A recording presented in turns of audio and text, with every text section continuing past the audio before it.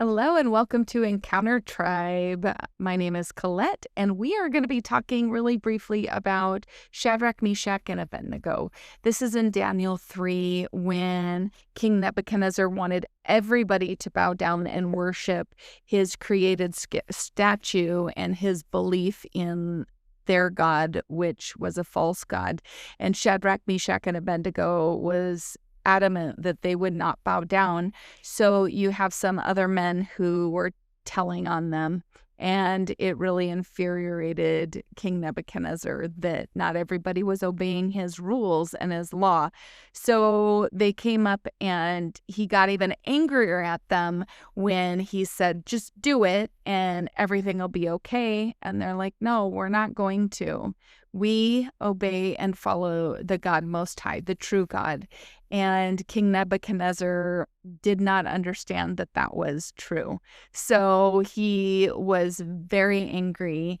And what I love about the characters in this story is that they said they had complete trust, that God could save them, that they had no qualms about if God could save them. 100% they knew God could save them.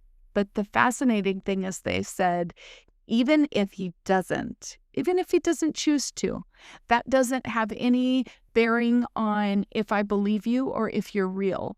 They were so sure of the God that they followed that it was irrelevant if he would save them, even though they know he could. And to me, that is the most fearless faith.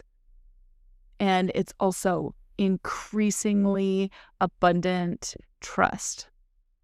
I want that kind of trust in every single day of my life for the Lord. I want to trust him so adamantly that I would be willing to stake anything on it.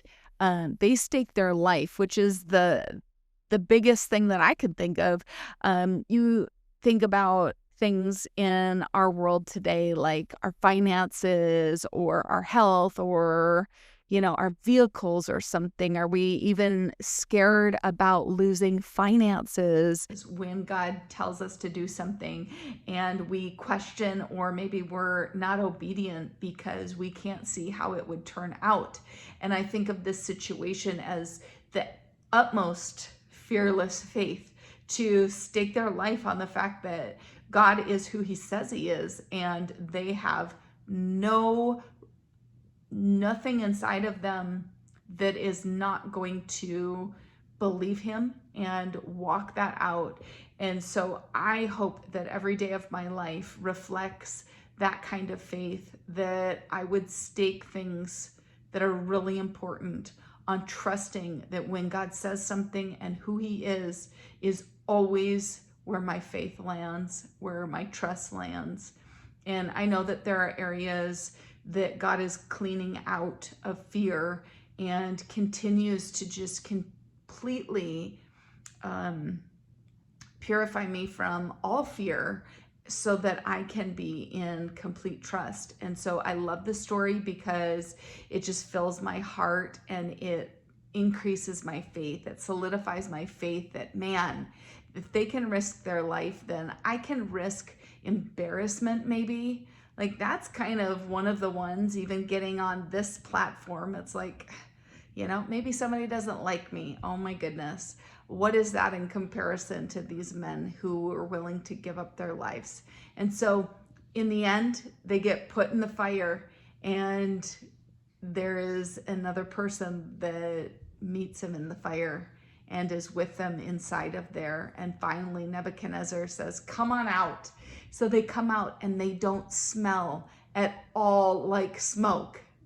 Do you know, standing next to a fire outside for even a couple minutes, how much your clothes smell like smoke? So I am fascinated by this that God didn't have one single thing seared, but not only that, there was zero smell of smoke.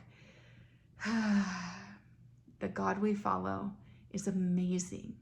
He is so faithful, trustworthy, good. There is no words to actually describe him in the fullness of who he is.